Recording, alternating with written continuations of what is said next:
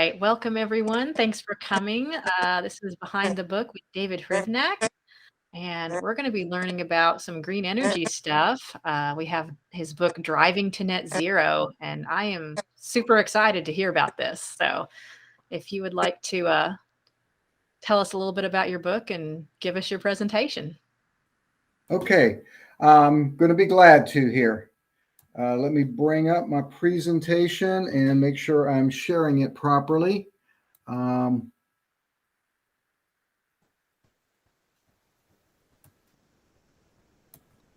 for anyone that's doing our Haunted Happenings challenge, our passcode for this one is virtual if you want to get credit for watching our presentation. Okay, can you see my screen there? Yes. I can. Okay, great. So I call this Driving to Net Zero and how you can make a difference.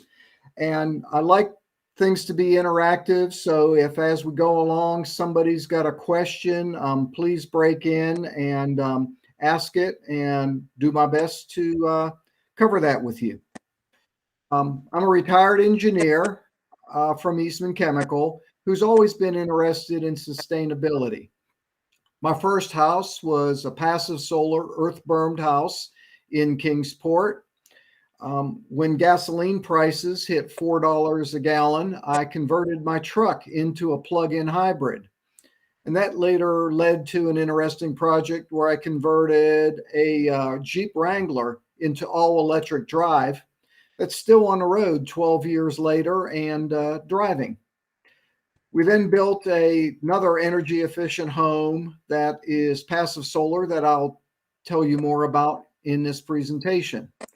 I've been a scout leader for over 20 years with a local troop, and I'm a mentor with Front Robotics program, and so proud of these young students here that designed and built the robot you see there, and we've won regional championships in 2019 and 2020.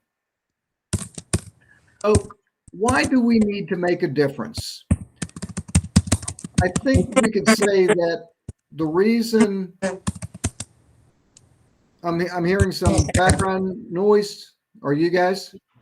Yeah, sorry, I took care of that. Okay. But anyways, can you imagine a world without fossil fuels?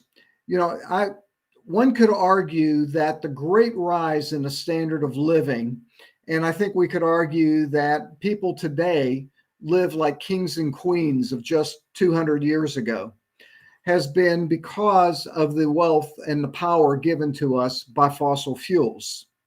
Unfortunately, we're also finding out that fossil fuels have a dark side, and that is it's raising the temperature of the planet and raising it alarmingly and significantly. So scientists say that we need to reduce emissions at least 80% to avoid the worst effects of climate change. And here I am as an engineer racking my head, is that really possible? And it's hard for me to advocate for something when I don't even think it's possible. Because to be honest, before I started on this journey, this was my vision of a world without fossil fuels. Yes, we can get by, but it's probably not the lifestyle that most of us would aspire to. So when you look at CO₂ sources in the United States, if we're going to make an 80% or more reduction in CO₂ emissions, we're going to have to involve everybody. Because as you can see, personal and homes are a big, hefty 40% of that pie. And one can argue a big part of the industrial and commercial buildings and agriculture are there to feed, allow us to shop, and to make things for us. So we're a big part of this equation. And when you look at the average US household, they produce 41,000 pounds or 21 tons of CO₂ emissions each and every year. Now contrast that where the average household puts out about 1,000 pounds of trash that come around in the garbage truck. And you got an idea of how much trash we put out at the road every year. Well, imagine 21 times that for the average household. And that's how much emissions we're putting into the atmosphere. So for a long time, I was, as they say, fat, dumb, and happy. I thought I was in good shape. We had a very good, very energy efficient home. When we designed and built our home, we built it with the sun in mind, where, as you likely know, the sun rises in the northeast in the summertime, is much higher in the sky, and sets in the northeast or the south northwest. But in the wintertime, that same sun rises in the southeast, is much lower in the sky, and sets in the southwest. So when we built our house, we put the vast majority of the windows on the south side, and we did the overhangs such that the winter sun would penetrate deeply, but yet the summer sun, we would be in the shadows from sunrise to sunset. In addition, the shape of the house was such that for the summer sunrise, our patio would be in the shade. And at nighttime, just as the sun's setting down, again, the house itself would cast a shadow on our patio. But yet in the wintertime, because of the change in the sun angles, our patio's in the sun from sunrise till sunset, making it usable for a much larger portion of the year. To give you an idea of what this actually looks like, here in December and January, you can see the sun coming deeply into our living room and guest room here on past the door, this pocket door. In November and February, again, comes in pretty good, but not quite to the door. September and March comes in basically just about 3 foot, barely the front edge of that pocket door. In April and August, the sun barely comes in at all. And in June and July, if you look outside the window, you can see the shadow from the overhangs where we're shaded all day long. I have a question about that with the windows. So, how do you balance? Obviously, you're using the sun for probably some heating and, temperature regulation and of course, lighting. How do you balance that with like keeping the solar, I guess the UV rays from like fading carpet and curtains and furniture? Like how does that balance out? So fortunately, these are low E argon windows, and they do a very good job of filtering out UV light. So we have not seen an issue with that. If you were to get cheap windows, that may be an issue, but at least with the low E glass that we have, that has not been an issue, and we really have not seen fading in 21 years now.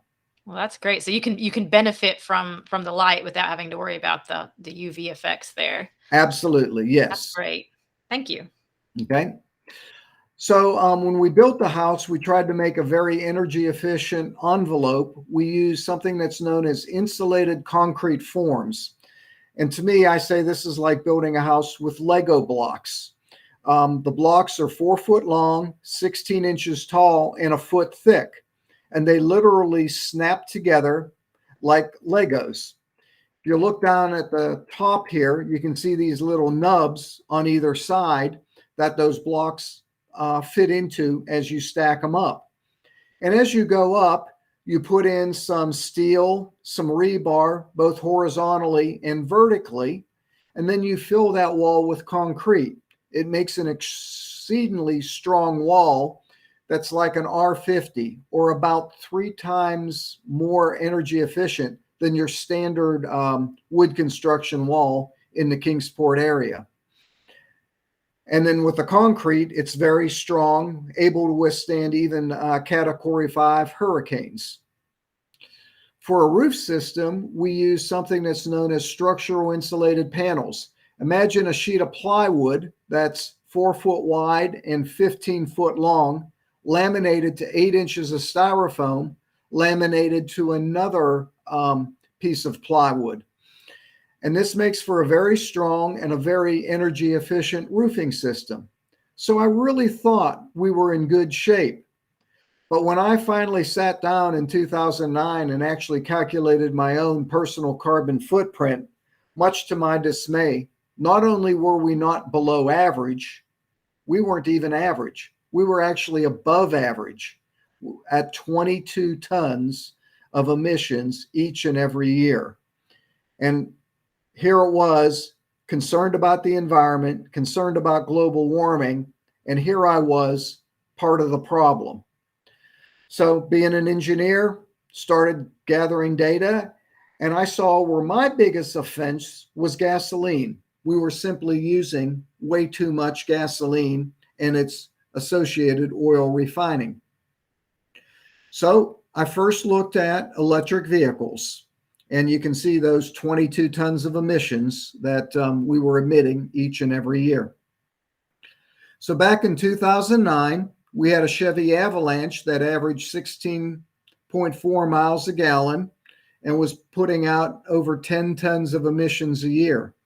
And my wife had a Prism at 28 miles a gallon for another 4.5 tons. And we found out we were spending about $3,500 in fuel costs each and every year at $3 a gallon gasoline. So it wasn't cheap to be driving all these miles. So electric cars, I'm just absolutely amazed at how much better they are. When you look at fuel efficiency, the Tesla Roadster that I got back in 2011 was rated at an impressive 119 miles per gallon equivalent, better than double the best in class at the time Toyota Prius. EPA fuel costs were less than half of the best in class Toyota Prius and much better than a Corvette. And the emissions per mile, and this is back when AEP was 73% of the electricity came from coal, the emissions from the Roadster was still a healthy 20% less than the best in class Toyota Prius. The neat thing is that over the years, AEP, as most utilities in the United States, have greatly improved their grid. And if I were to run this again this year, the CO2 miles would be 0.3 pounds per mile, or a healthy 40% better than the best-in-class Toyota Prius. But when you talk about performance, the Tesla Roadster would handily outclass the Chevy Corvette. And I proved this to myself one night at street fights up in the Bristol racetrack, where I lined up against 3 different Corvettes, Shelby Mustang, and a sport BMW, just to watch them in the rearview mirror. None of them could beat me off the line or catch me in the quarter mile. And because the batteries are located low in the car and between the wheels, they handle beautifully. They handle better than the Chevy Corvette. And compared to something like a Prius, there's absolutely no comparison at all.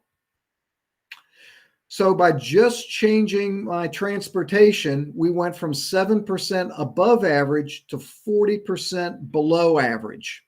We're still driving about the same amount of miles, but that Tesla Model 3 at now 130 miles per gallon equivalent produces much fewer at 2.5 tons a year. And our second car, a RAV4 Prime, at 70 miles per gallon equivalent, accounts for the other emissions. And we found out as we moved to electric, because electricity is so much more cost effective than gasoline, we're actually saving $2,500 a year. And I don't feel we've really given up anything. That Toyota RAV4 Prime is fully electric for about the first 42 miles. So this allows us to drive all of our errands in town, to and from church, shopping, to work and back, all on the cheaper and more efficient electric miles.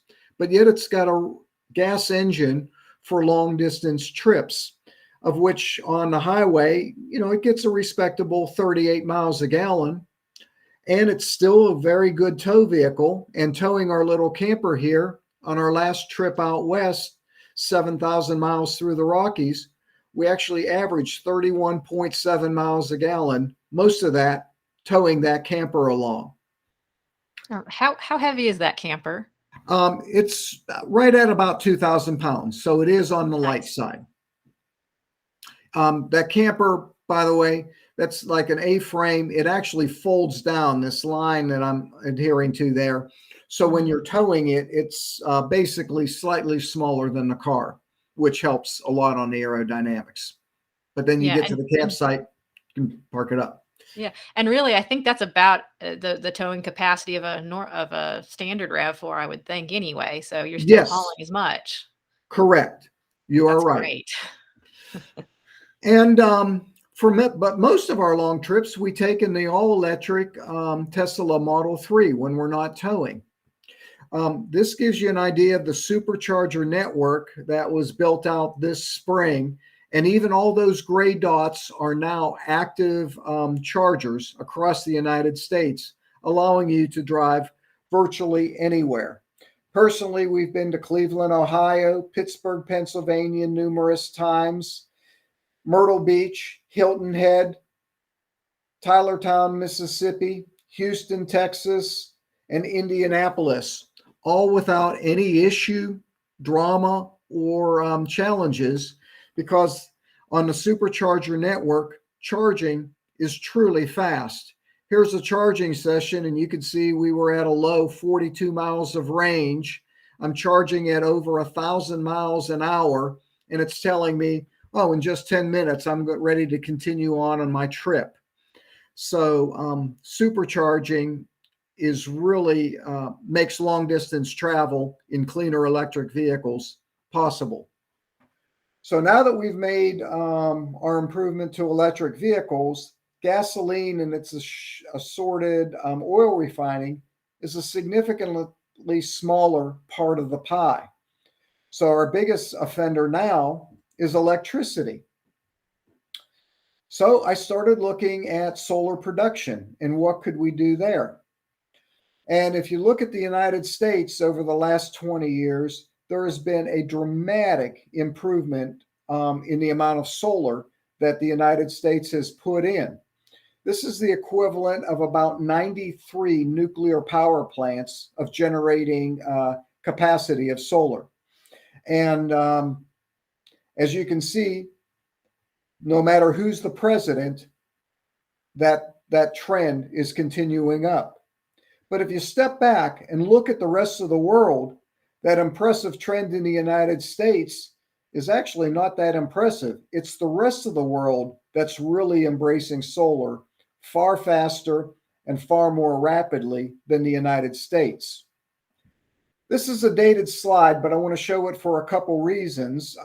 This was back in 2014 by the Solar Power Institute, and it shows that the United States, even though we invented solar panels, China, Germany, Japan, even Italy produces more solar power than the United States. And the second reason for the chart is this is the Solar Power Institute that in 2014 thought that in 2019 that the world would put in probably an additional 67 gigawatts. And a gigawatt is basically the power that comes out of a nuclear power plant worth of solar. Well, in 2017, 2 years earlier, solar greatly shot past that at 85 gigawatts. And in 2019, the world put in 114 gigawatts of solar. That's not cumulative. That's 114 gigawatts that year alone.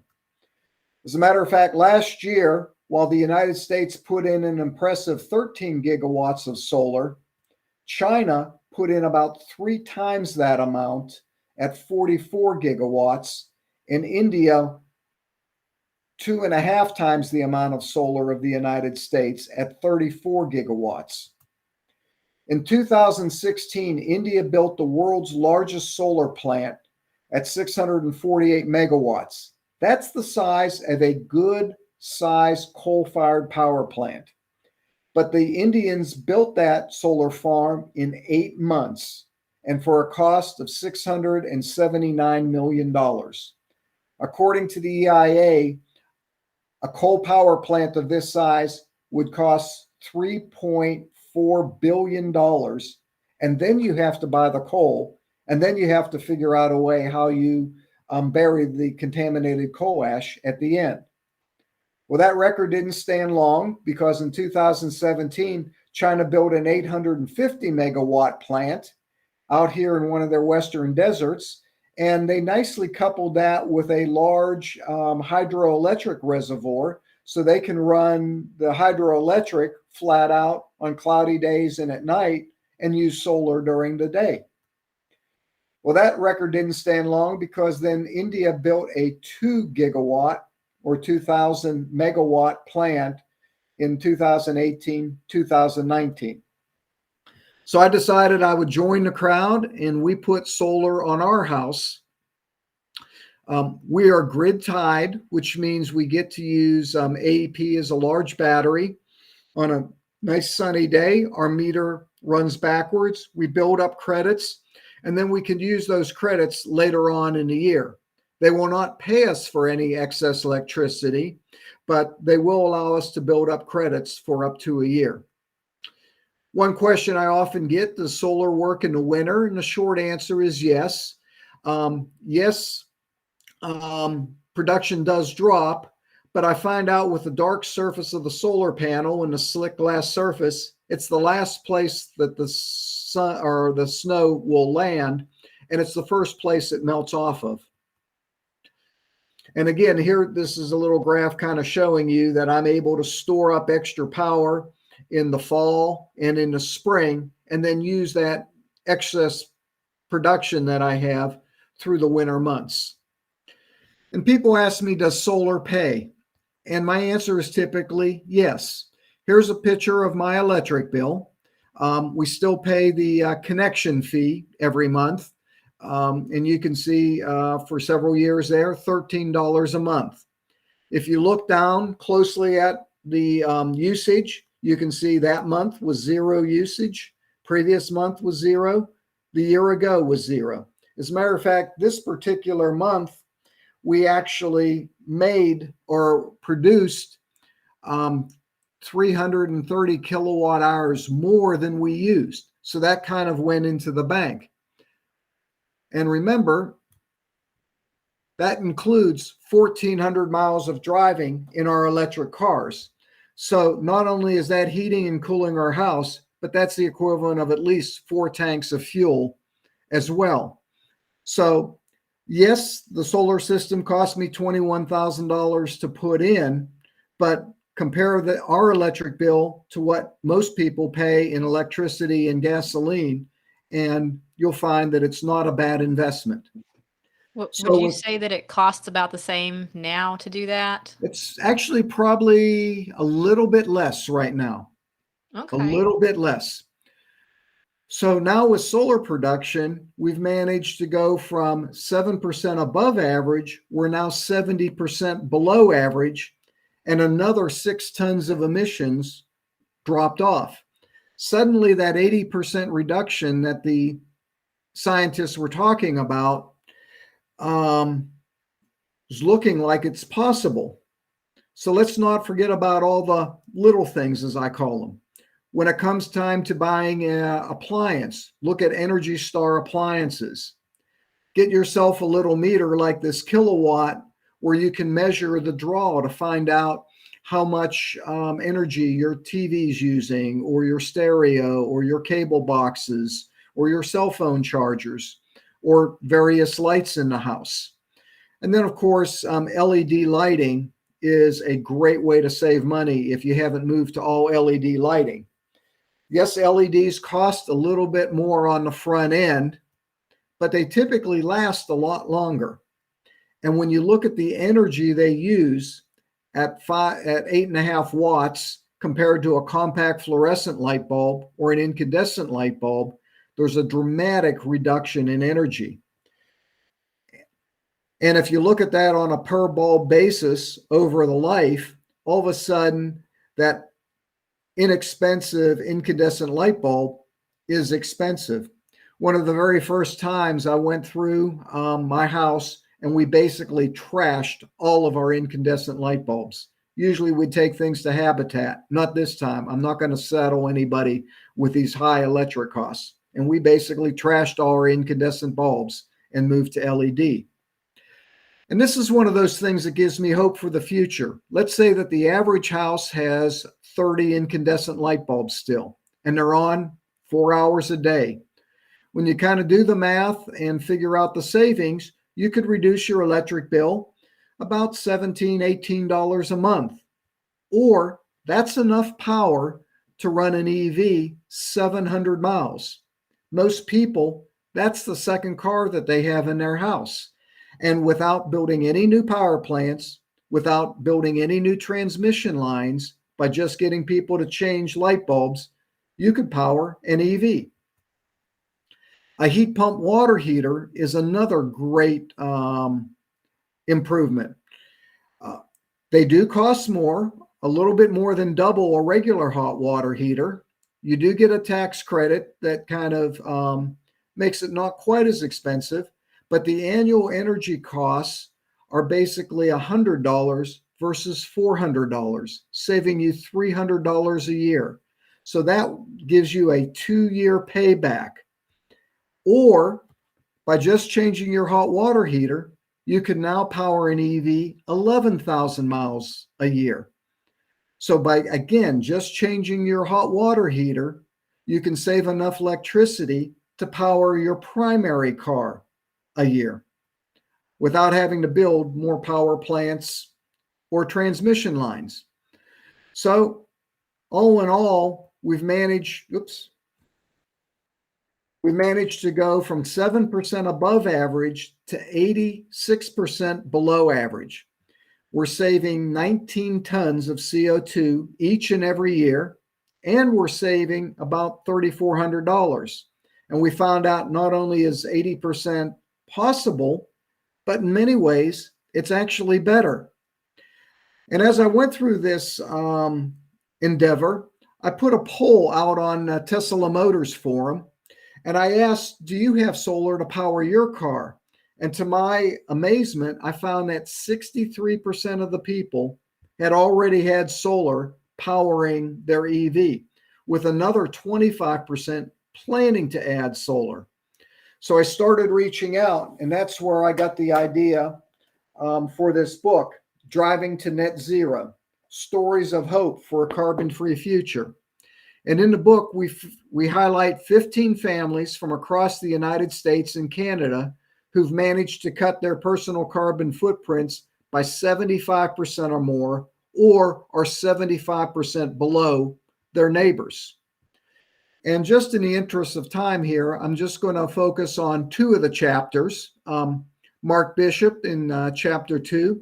You see him here sporting his all-electric motorbike that he got at a bargain. It had a bad battery, and he rebuilt it with new, better batteries, and has nearly a 100-mile range on his electric scooter.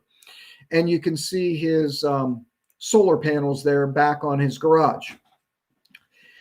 Their emissions are 77% less than neighboring homes. Actually, they've now reached 100% because they've expanded their solar array. But I digress. Their house is a very traditional looking 3,300 square foot house in Clinton, Virginia. But he uses a geothermal heat pump, air-to-air ventilation with very careful, sealing of the inside walls. When they built the house, they used 2x6 walls so they could put more insulation on. And right next to their house is their garage and workshop that he put a 11K solar system on that gives them most of the power they need. And since this picture was taken, they've now filled up the top part of their roof with a second phase. And here you can see Marcia's Tesla Model S. This is Mark's Honda Insight that he converted to 100% electric drive.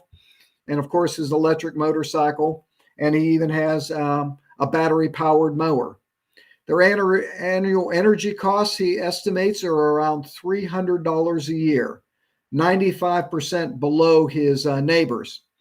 When they put their solar system on, they got a really sweet deal from TVA that he actually gets a 12-cent premium from TVA. So he says currently his electric bill is sitting at a negative $1,200. So he hasn't paid a cent in over 8 years, and he's sitting on a credit of $1,200. David Erb over in Asheville, North Carolina, he's a professor, most recently at Western North Carolina University at Asheville. He worked with a lot of student teams, and here he is racing an electric Porsche that the students turned to 100% electric drive.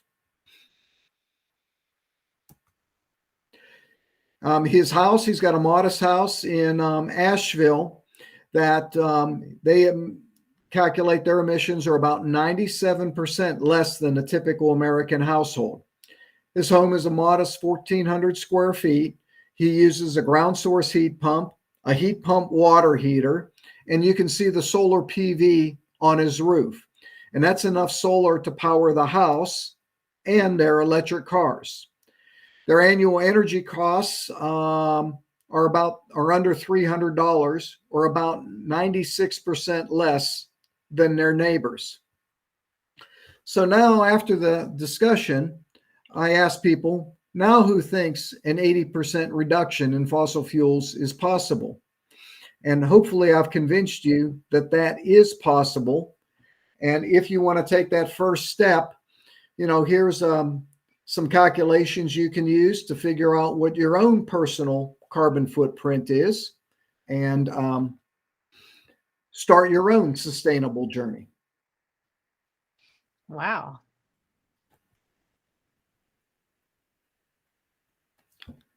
So any further questions?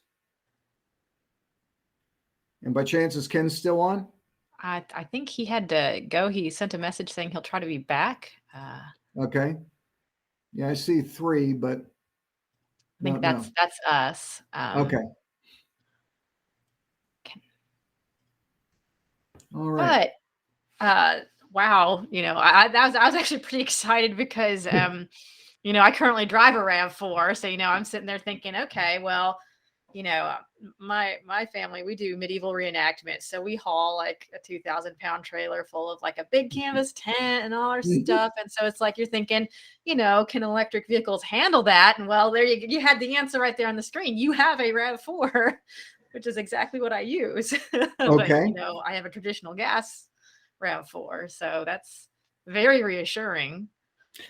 Yeah, and I was truly impressed at that gas mileage we got, towing out west. From what I've heard, any vehicle getting over 20 miles a gallon is pretty much unheard of when you're towing.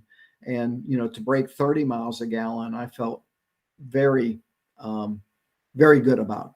Yeah, absolutely. And, so I suppose that would it be considered a hybrid though, right? Because it does have a gas tank, the RAV4? So, yeah, it's called a plug-in hybrid. So Okay. It's got a bigger battery than your typical hybrid.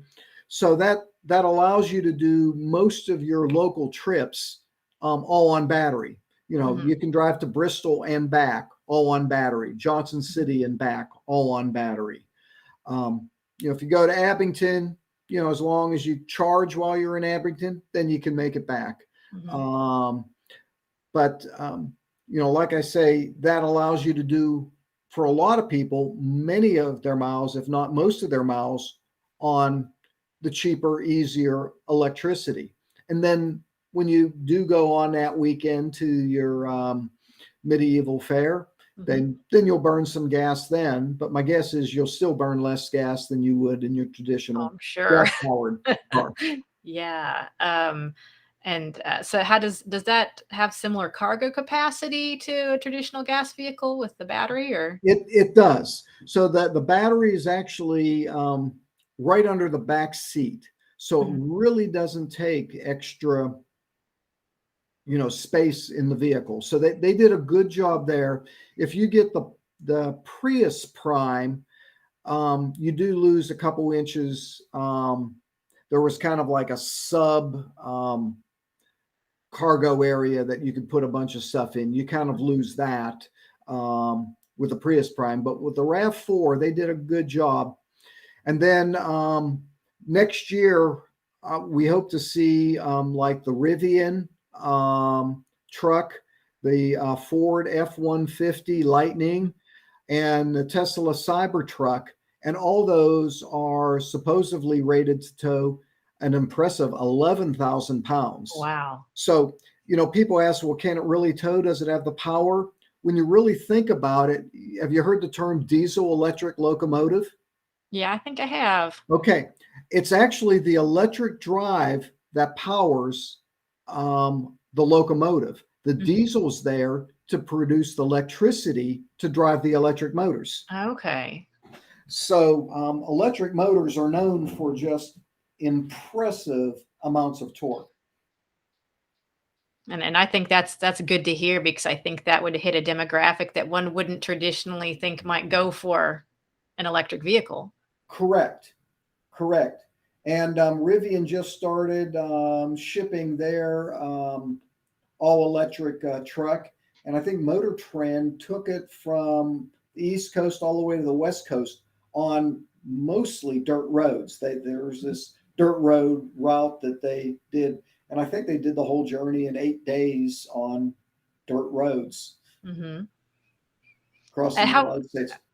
how would the price comparison be to a traditional gasoline car? Like if you're comparing a gas RAV4 to like your RAV4.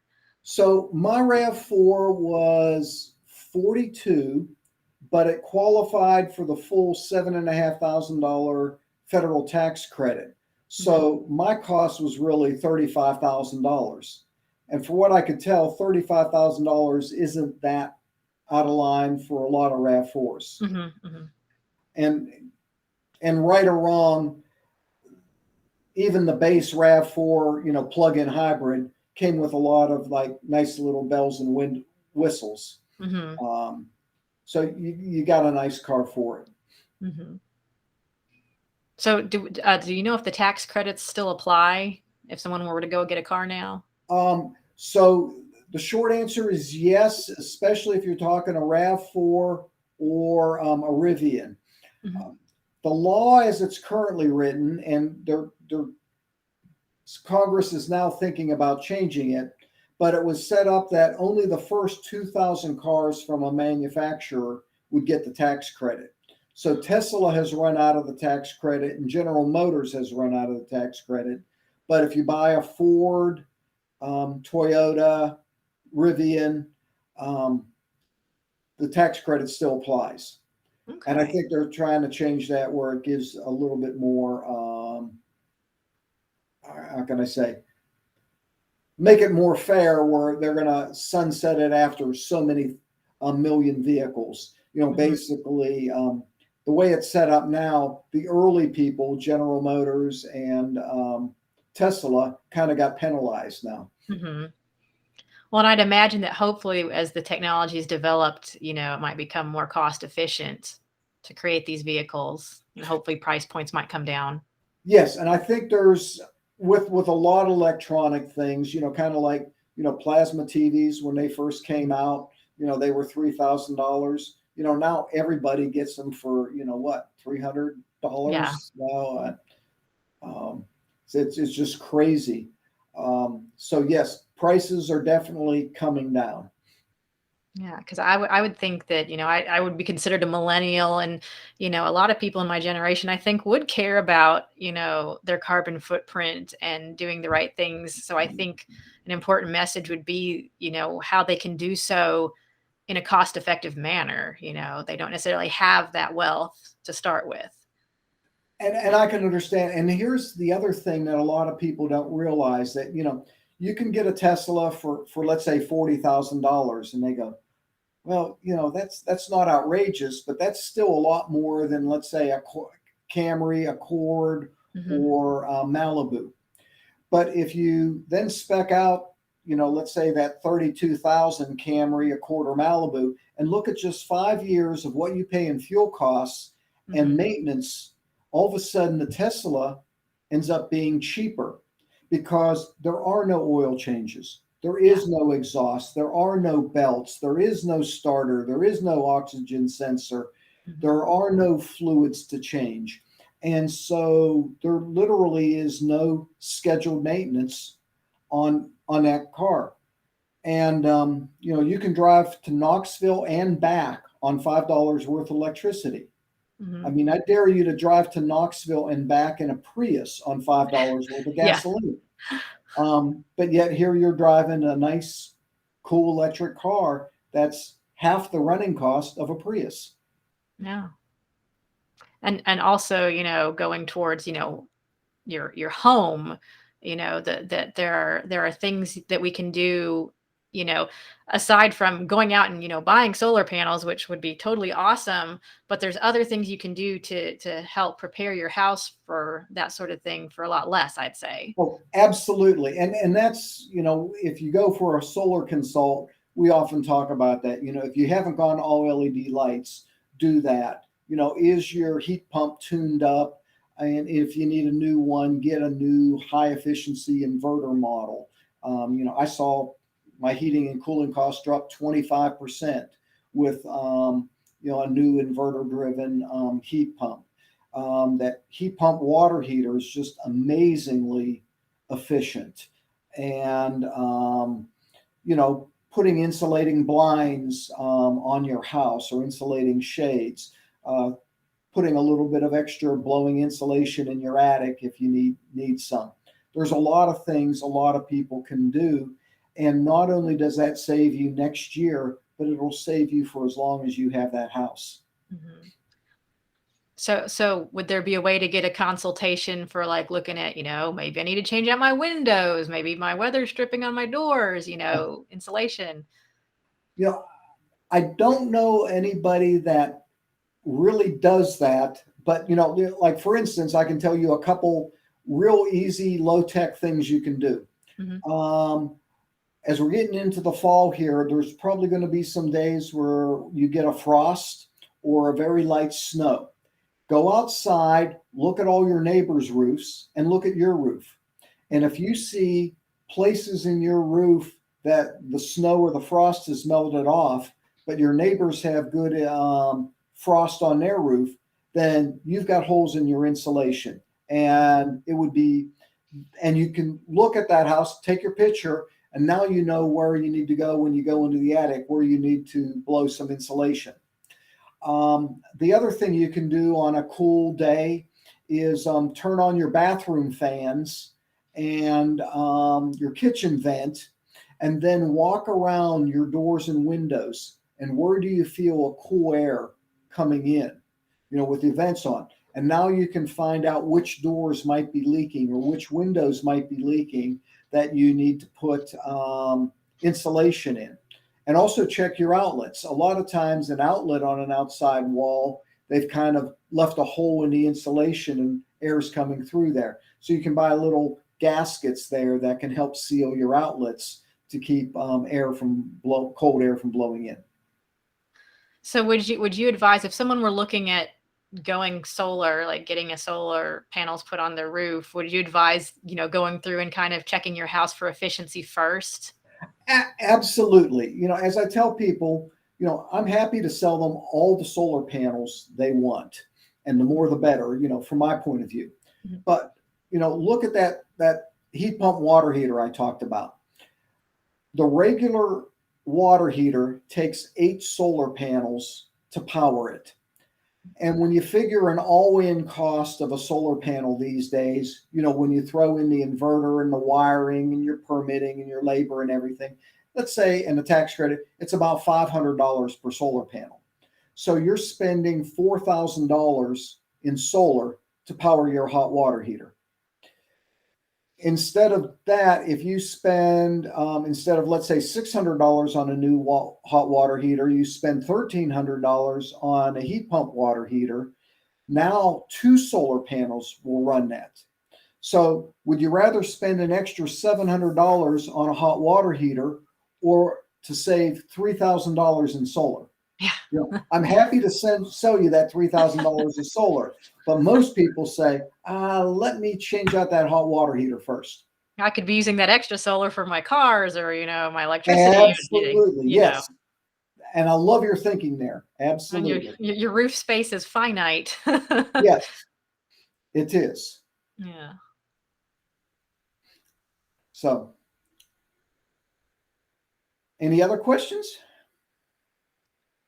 Well, I'm sure I'll ask you questions offline for my own personal interest for sure, because I'm hooked. Yeah, I But mean it's neat, and as I tell people, one of the reasons I was able to retire early is I'm not paying an electric bill. I'm not paying a gasoline bill. So money goes a lot farther when you don't have those bills that you're paying every day Mhm. or every month.